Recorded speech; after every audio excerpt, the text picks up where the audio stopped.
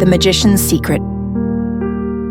She searched for a friend, but all she found was The Echo of Goodbye by Rachel Lawson. At an interstellar embassy ball light years from the Earth chiastolite epidote, the green elf-looking ambassador from the Ursa Major constellation saw the oddest thing.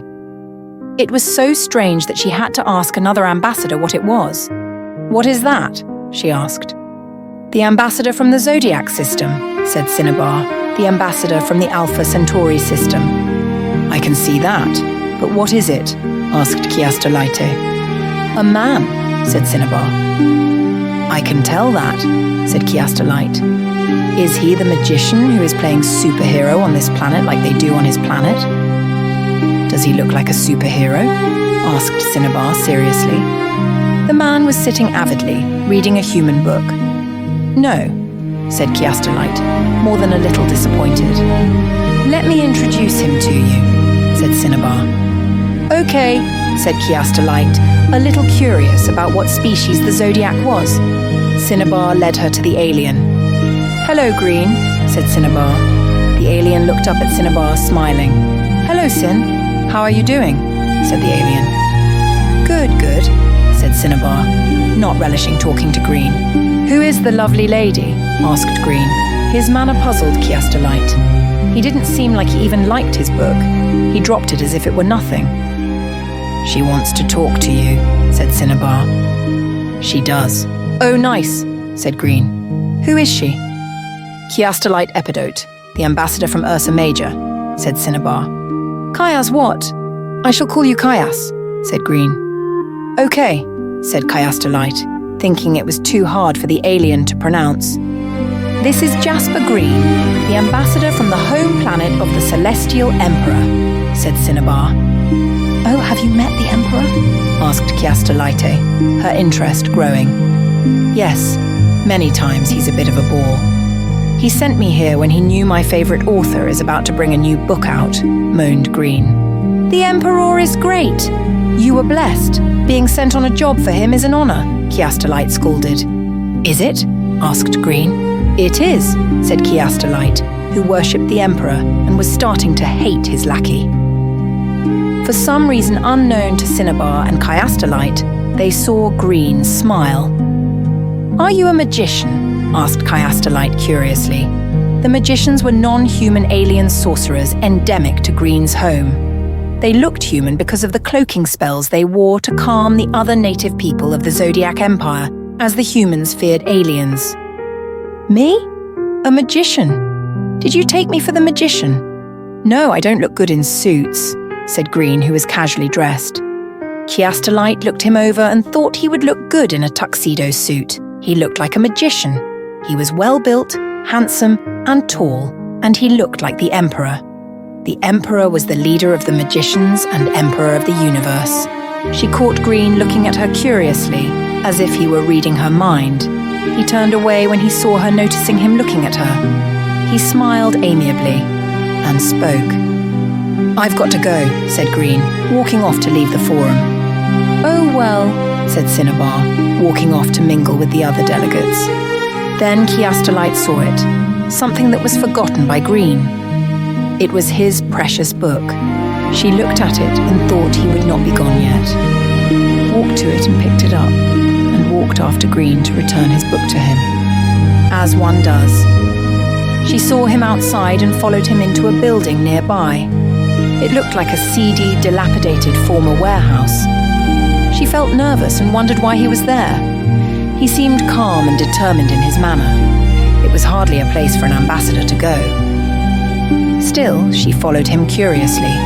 She called out to him, then he turned to her smiling, and walked up to her. Quietly he tried to walk her outside. They didn't make it. A gun fired, grazing his hairline. "Stay," growled another voice, speaking her language. "They want us to stay here," said Chiastolite. "I can tell," said Green, looking at her nervously and frustrated. The gunman was behind them. He was one of her kind. 2 others from Ursae Majoris walked out of the room Green had been walking to. "What do you want?" "Let him go. He's only a human," said Chiastolite. "Human?" laughed the gunman. Green grimaced. "Why did you come, Chiastolite?" said Green in her language.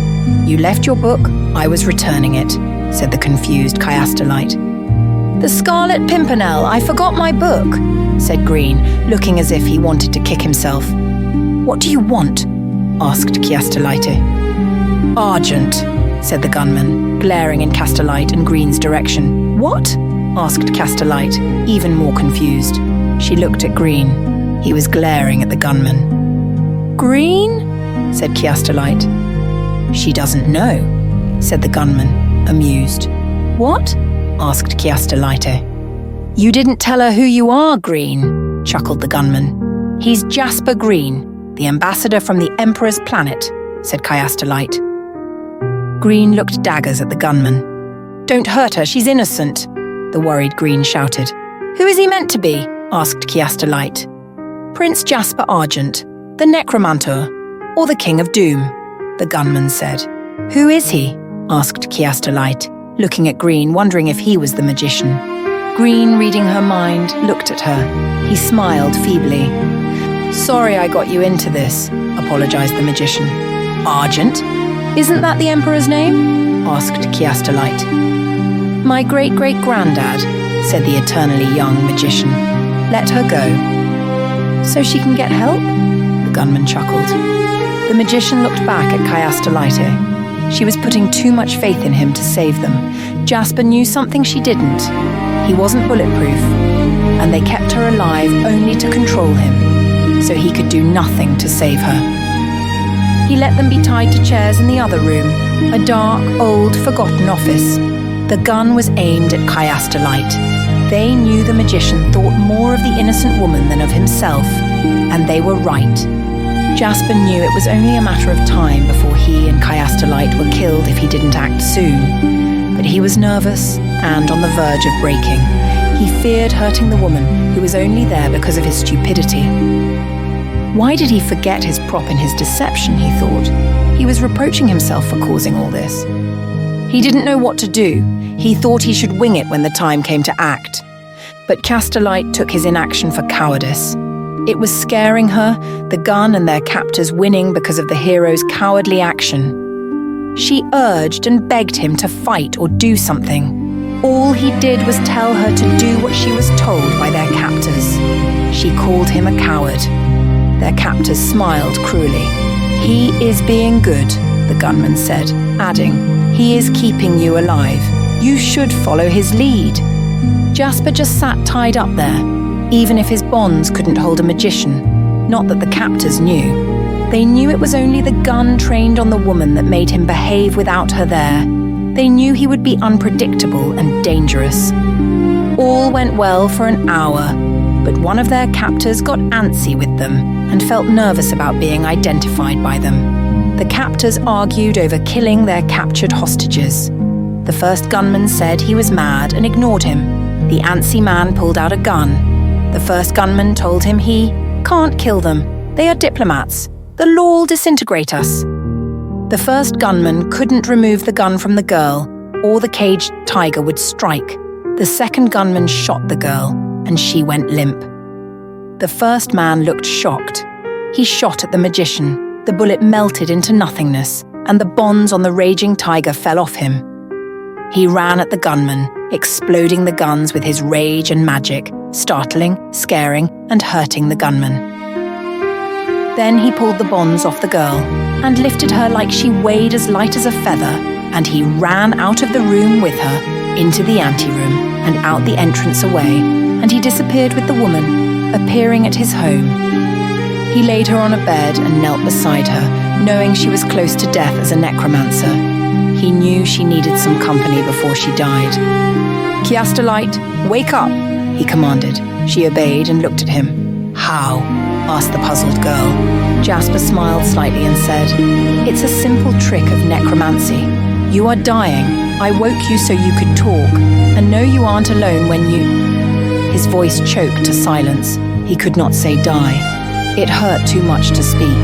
A single tear rolled out of the eye of the magician, crystallizing into a green piece of jasper.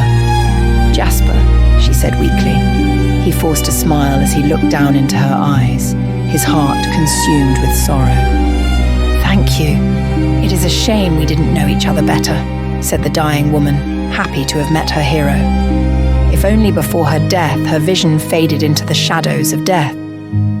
Jasper closed her eyes and sighed sadly. He stood and looked down at her as he tried to come to terms with her death. He felt a hand touch his back.